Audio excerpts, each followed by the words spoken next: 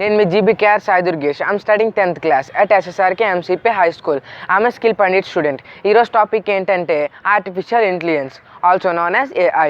మనం first artificial intelligence అంటే ఏంటో తెలుసుకుందాం. ఆ తర్వాత ఆర్టిఫిషియల్ ఇంటెలిజెన్స్ ఎగ్జాంపుల్స్ తెలుసుకుందాం. మనం ఫస్ట్ ఆర్టిఫిషియల్ ఇంటెలిజెన్స్ అంటే ఏంటో తెలుసుకుందాం. ఆర్టిఫిషియల్ ఇంటెలిజెన్స్ అనేది ఒక వస్తువు కాదు, అలా అని అదొక యానిమల్ కాదు, ఒక హ్యూమన్ బీయింగ్ కాదు, అదొక అసలు ఇన్సెక్ట్ కాదు, అసలు ఏమీ కాదు. అంటే అదొక సిస్టమ్. అంటే మనం అంటాం కదా, ఈ పని ఎలా జరిగింది అంటే ఆటోమేటిక్గా జరిగిందని.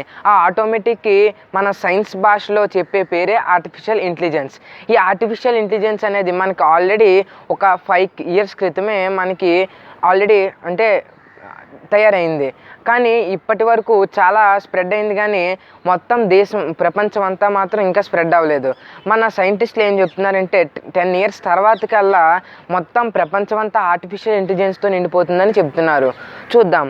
మన ఇప్పుడు ఆర్టిఫిషియల్ ఇంటెలిజెన్స్, ఈ ఆర్టిఫిషియల్ ఇంటెలిజెన్స్ అంటే సపోజ్ ఒక మిషన్, అంటే మీకు చెప్పాను కదా ఇందాక, అంటే సపోజ్ మనం గూగుల్లో టైప్ చేసినప్పుడు మనకి సపోజ్ లిటిల్ అనే వర్డ్లోన LI టైప్ చేయగానే మనకి ఇక్కడ మనం ఇదే టైప్ చేస్తున్నామా అనుకొని ఇక్కడ పైన వర్డ్లా చూపిస్తుంది కదా, అది ఒక ఆర్టిఫిషియల్ ఇంటెలిజెన్స్. అంటే అప్పుడు మనం ఎలా అంటాం దాన్ని, ఇది ఆటోమేటిక్గా జరిగింది అని అంటారు కదా, అదే ఆర్టిఫిషియల్ ఇంటెలిజెన్స్. అలాగే అంటే ఇంకొక గేమ్, మనం గేమ్స్లో లూడో గేమ్స్లో మనకి చూడండి కంప్యూటర్ ఆడుతుంటుంది అంటారు కదా, అంటే కంప్యూటర్ ఎలా ఆడుతుంది, దాంట్లో ఆ గేమర్స్ ఎవరైతే ఉన్నారో ఆర్టిఫిషియల్ ఇంటెలిజెన్స్ అనే కోడింగ్ నేర్చుకొని ఆ కోడింగ్ అనేది అప్లై చేస్తారు.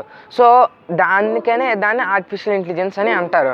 సో అది దేనివల్ల జరుగుతుంది, ఆర్టిఫిషియల్ ఇంటెలిజెన్స్ వల్ల. సో మనం ఇప్పటి వరకు చాలా ఎగ్జాంపుల్స్ కూడా తెలిసేసుకున్నాం.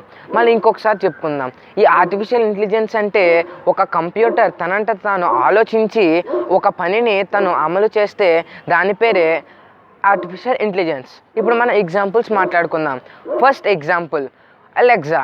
సపోజ్ మన ఇప్పుడు అలెక్సా ఉందంటే ఆ అలెక్సాలో ఏదైనా సాంగ్ ప్లే చేయమన్నామంటే ఆ అలెక్సా ఆటోమేటిక్గా ఆ సాంగ్ని రికగ్నైజ్ చేసుకొని, అంటే సపోజ్ ప్లే దిస్ సాంగ్ అన్నామంటే ఆ సాంగ్ని లిసన్ చేసి దాన్ని థింక్ చేసి, అంటే ఏ సాంగ్ పెట్టాలి ఏంటని థింక్ చేసి అప్పుడు ఆ సాంగ్ని ప్లే చేసిన చూడండి, అదే ఆర్టిఫిషియల్ ఇంటెలిజెన్స్.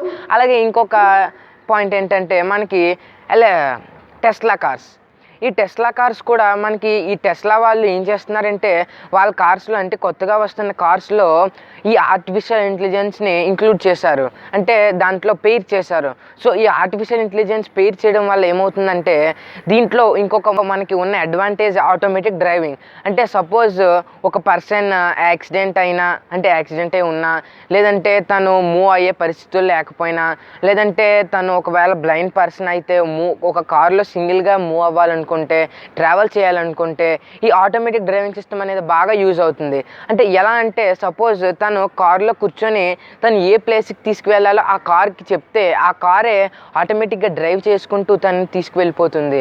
అంటే ఈ మధ్యలో రైట్కి వెళ్ళాలా, లెఫ్ట్కి టర్న్ అవ్వాలా, అంటే ఎలా అనే మ్యాప్లో చూసుకుంటూ అంటే ఒక మనిషిలాగే, ఒక మనిషే కాకపోతే మనిషి కాదు, దాన్ని ఆర్టిఫిషియల్ ఇంటెలిజెన్స్ అని మనకు అంటారు.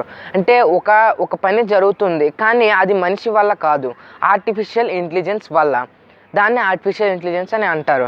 సో మనం ఇప్పటి వరకు ఎగ్జాంపుల్స్, అలాగే వాట్ ఈజ్ ఆర్టిఫిషియల్ ఇంటెలిజెన్స్ అనేది ఏంటో తెలుసుకుందాం. సో మీకు ఈ వీడియో కనుక నచ్చినట్టయితే లైక్ చేయండి, షేర్ చేయండి. అలాగే మా స్కిల్ పండిట్ ఛానల్ మాత్రం ఇప్పుడే సబ్స్క్రైబ్ చేసుకోండి. So bye friends.